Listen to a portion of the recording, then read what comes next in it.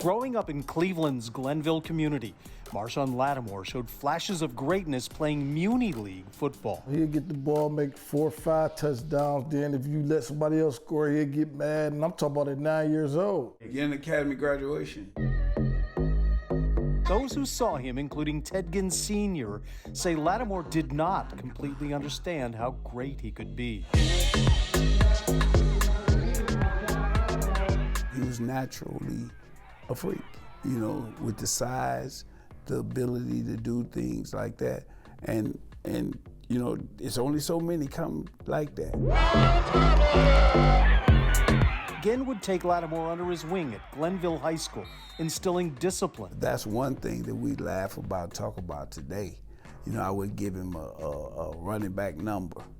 I give him a defensive end number. Again, put that 94, give him the ball, give him the ball. He just kept getting the ball. He hated he had that 94, but he was ready to ball and he was excited and he felt, you know, that changed him. Eventually earning the number 2 that is given only to special players, Lattimore's life would take a dramatic turn in 2010 when his cousin Dayton was shot and killed. He swerved off for a minute, didn't want no football. You know, a lot of times people will always talk about where you come from, you know. But see, where you come from, we don't use that as a reason not to do. That was the point where he like, I gotta get my mother from over here, I gotta get my family from over here, I gotta do this, I gotta do that.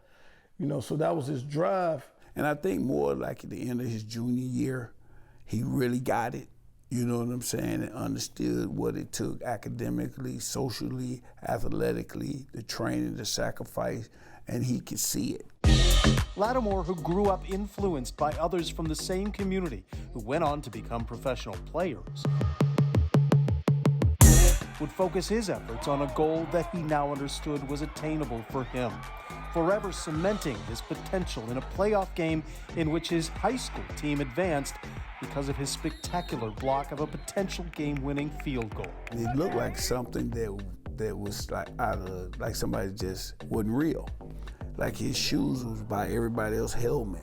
That was crazy because I never saw nobody jump that high. It's like God lifted him up and just threw him up in the air. After playing only 1 full year at Ohio State, the New Orleans Saints would draft Lattimore 11th overall in 2017, the first cornerback taken in that draft.